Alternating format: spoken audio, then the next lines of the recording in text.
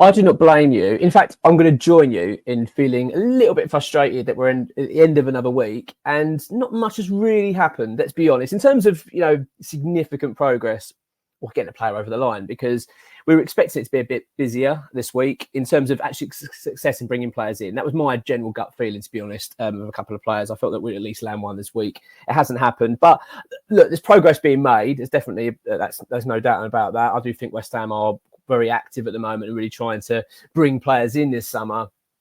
But it does feel like we're sort of being pulled from pillar to post. As a fan, don't you feel like that? You're sort of 1 minute we're very close to this, then we're getting very close to this one, and this one's now progressing, and we're out of that race. It's very thick and fast. And doing this stuff that I do, obviously, for the channel and the websites, genuinely, it's very hard to keep up with it. It really is. It keeps changing all the time. So these transfer updates are quite difficult, actually, because it feels like by the time you sort of get your bits together and go through what X has provided, etc., you then find it's already out of date quite quickly. So, but this is kind of a stance of where we are with sort of key targets and bits and pieces. But before going to that, of course, West Ham are playing today. We're playing Dagenham and Redbridge in our second pre-season friendly at their place. And I mean, I don't really pay too much attention to the results in these games. It's more for me about the fitness, getting the players up and working. And you want to start seeing some decent football being played. I mean, obviously, the main focus for us is to see where the players are playing and how they're going to be playing. We've seen, I mean, the words we're getting from the club in terms of the players, the manager himself, but also the players in particular. Mohamed Kudus this week really praising Lopetegui and his style and things like that. I'm excited. I really can't wait to see us exactly how we're going to be setting up. So that's really what I'm interested in today. So that's going to be certainly one to watch. You can actually watch it for free. I think it's on the West Ham official YouTube channel, etc. You can watch it live. So that's at 3:00 today. I will certainly be doing that myself. So let's talk about transfers, though. There's a few players we need to talk about. Ivan Toney will come to in a bit, and we'll talk about Todibo as well. But I want to start with Duran, of course, from Aston Villa. Now, this is one that when we first talked about this player, this was about a week ago, something like that, and it was felt that we were really close. So obviously the player himself was away with Colombia, that losing in their final to Argentina last Sunday. So it always felt that was kind of the hold up, the fact he was there and we couldn't get the deal moving. Now it's been best part of a week now, so it was 6 days after that game. Still no Duran, it doesn't feel like as much progress. It feels like things have gone a bit quiet on the Duran front. So the reports are at the moment that West Ham are going to get a sort of progression and are quite close now with a £37 million deal for the player. It still appears from our side, from what we understand it from X, etc., that he is our number one target as a striker. That was always the case, that he was going to be our number one. But this is what we're hearing. So it's as I said earlier, like you've then got this story and it's leaning towards the fact that we're going to be signing Duran. And then you're also hearing about Ivan Toney, you're hearing about other strikers as well. It's quite confusing exactly where we are.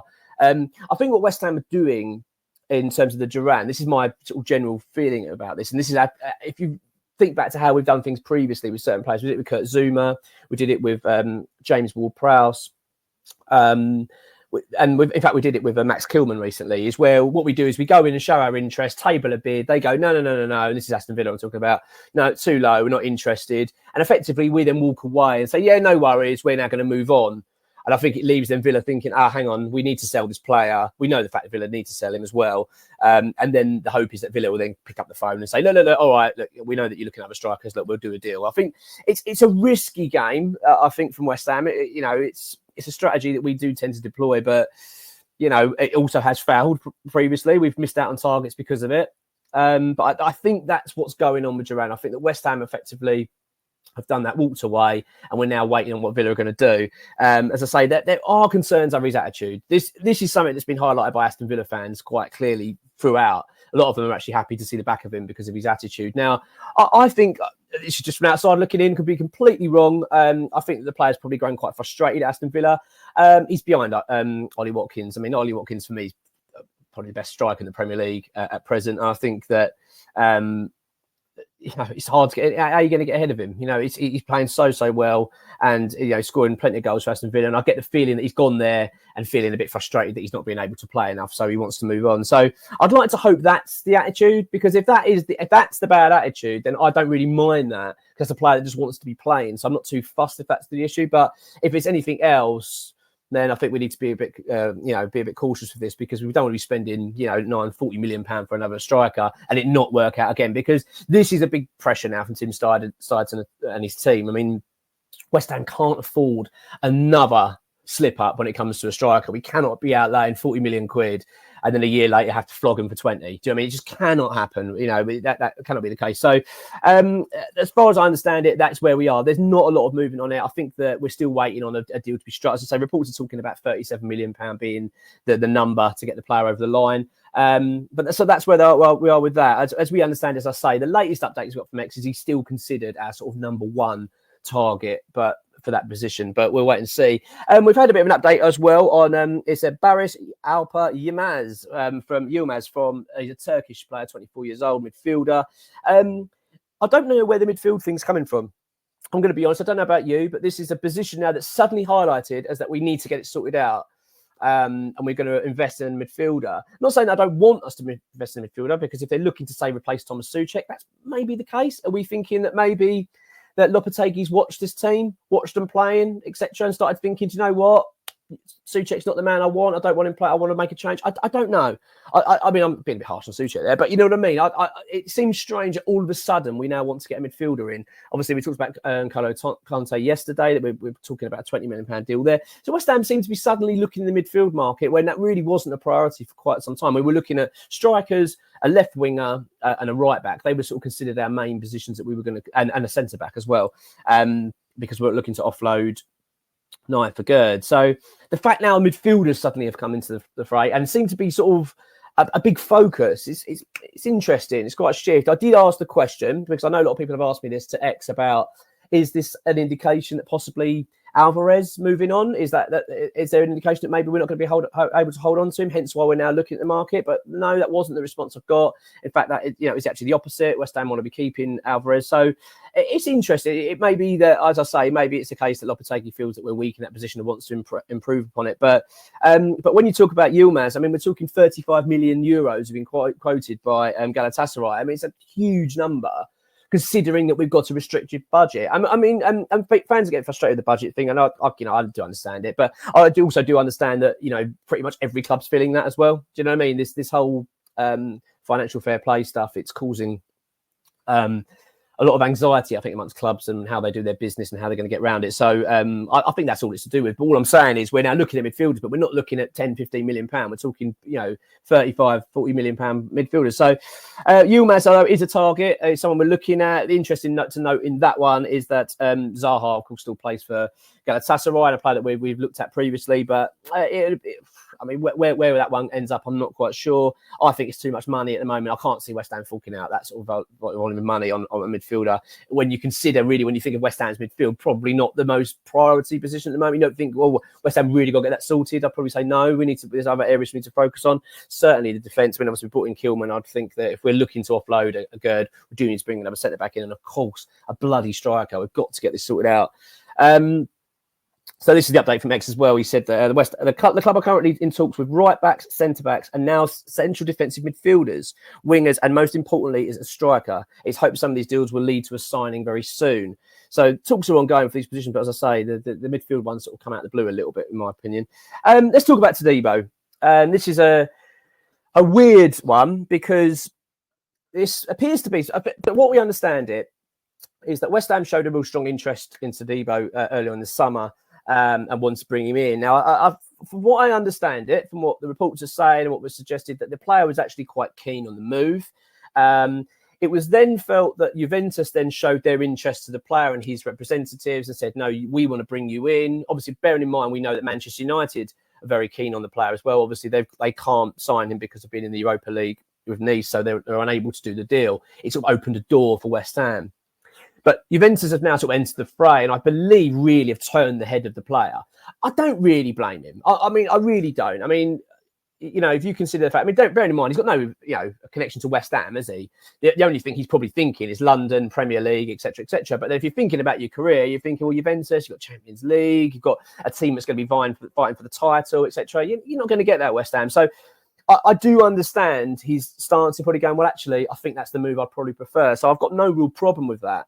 But what it's doing, it's causing, it appears, a bit of a rift between the player and Nice. So Nice want to sell the player. They need to get rid of the player. West Ham have got more money than Juventus. We've got more capital to spend. The reason being is because of TV money. We've talked about this previously quite a fair bit in terms of how the Premier League is how it compares to the other European top leagues. I mean, we are far richer generally. So we are able to outmuscle Juventus in terms of when it comes to finances. It's just we've got more available at this stage, whereas they don't.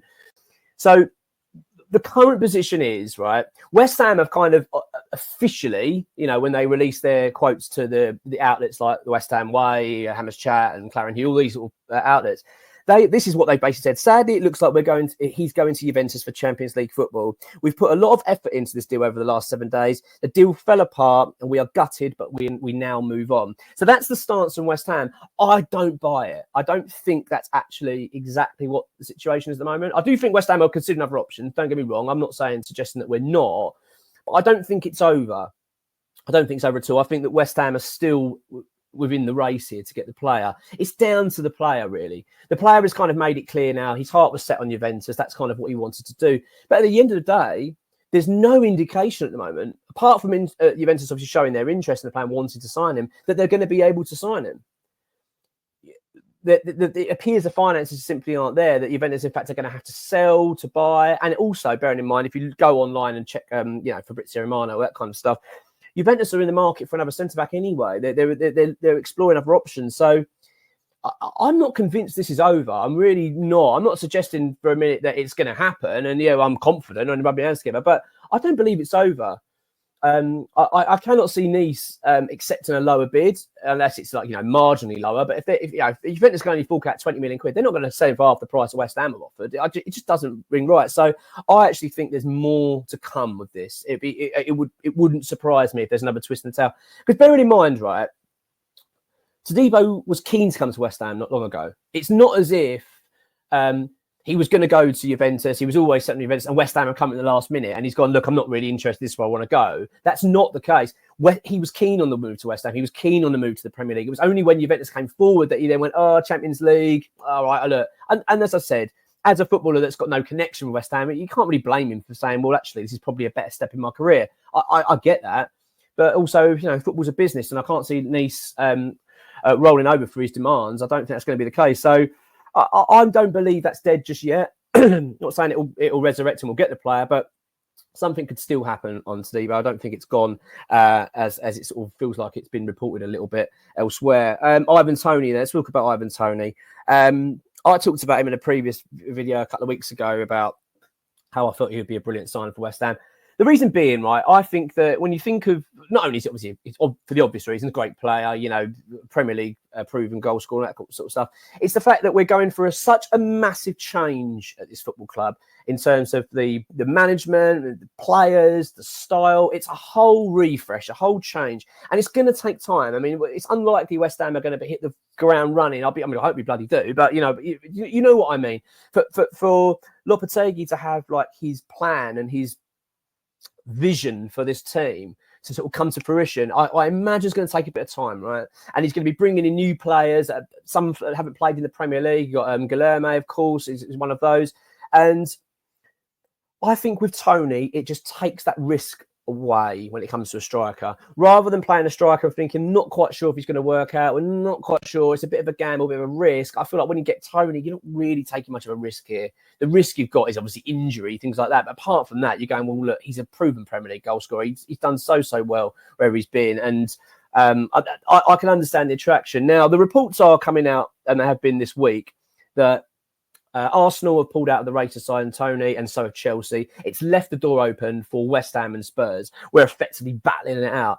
Now, the talk is quite interesting with him because I think they're saying that Brentford have now lowered their price to £50 million. £50 million. I don't believe they're going to get £50 million for Ivan Toney. That's just my view. I might be completely wrong. I just don't believe he's a £50 million striker. Not considering his age. I just don't think they're going to get that much. I think realistically you're looking at more 35, 40. That's just my gut feeling. That's how I think he's worth. So I'm not quite sure on the number.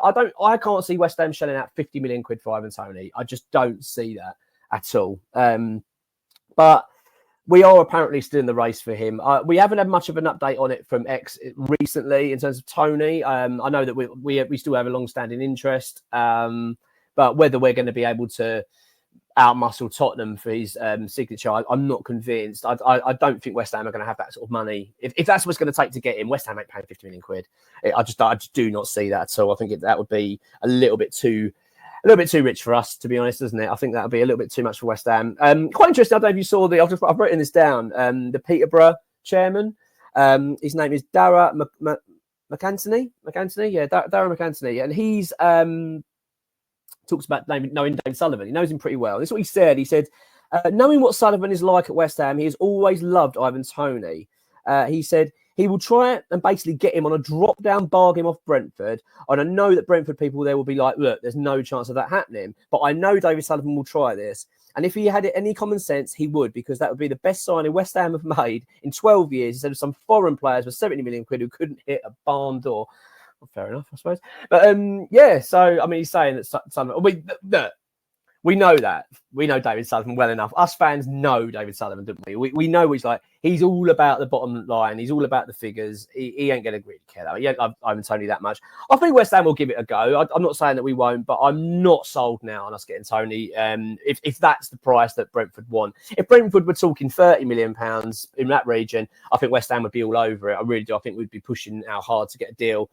I think we'll have conversations with them. I'm sure we'll try and bring it down, but I'm not convinced at the moment. I'm not really convinced, but it does appear if there is going to be a race to get him, it appears between Spurs and West Ham. And if I was going to be a betting man, my money would be on Spurs personally, because I just think that it might have a bit more spare cash to throw at this deal than West Ham. Considering the fact as well, we've got other options. As I've said, we're talking about Duran, who's considered our number one target. If West Ham are paying £37 million for Duran, let's say, that's being reported, they're not going out to spend £50 million on Toney, no chance. So I think it's sort of, loosely keep an eye on now. I'd love it to happen. I think it would be a real statement signing from West Ham. Of course, I think it would really excite the fans and as I say, be that sort of the message, wouldn't it, to the rest of the league. West Ham are really meaning business this season, but I think Duran does that as well anyway. But Toney, I think, would be that little bit more higher caliber player.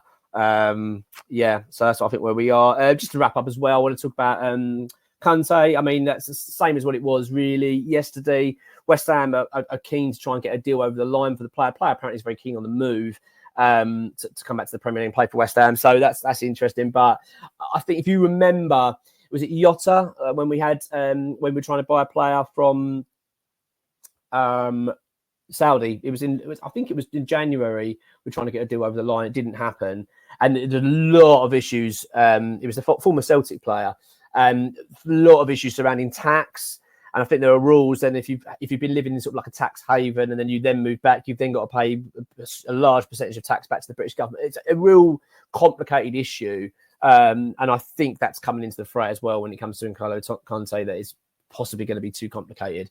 But West Ham are still keen on the player. So again, a midfielder, like I've said in the previous video, I found it a bit odd that we were linked to him. I do want to say, though, having since recorded that video when I talked about the news of Kante, I think that now I've had time to sleep on it a bit more. I really wouldn't be disappointed if we brought him in. Of course, if he can play at the level that we know he can play at, and he showed that for France, he's probably one of their best players in the tournament. It was overall pretty disappointing for them.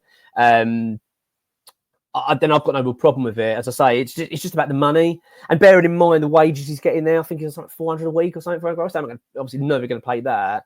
So it's all a bit. I'm struggling with it. I think that this Saudi stuff, when you're getting players back from Saudi, seems a bit of a nightmare because of all the tax stuff and the wages. It just feels like, and like a lot of people have highlighted as well, it kind of moves away, doesn't it, from the model that we are expecting to see at West Ham. You know, the younger players, and building a team for the future. When you sort of talk about Kante, you're thinking, well, how long is it going to be? A year, maybe two, and that's going to be it.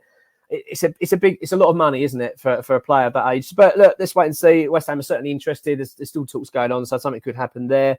Wan-Bissaka of Manchester United. Do you know what? I talked about this with Gonzo from Hammer's Chat yesterday.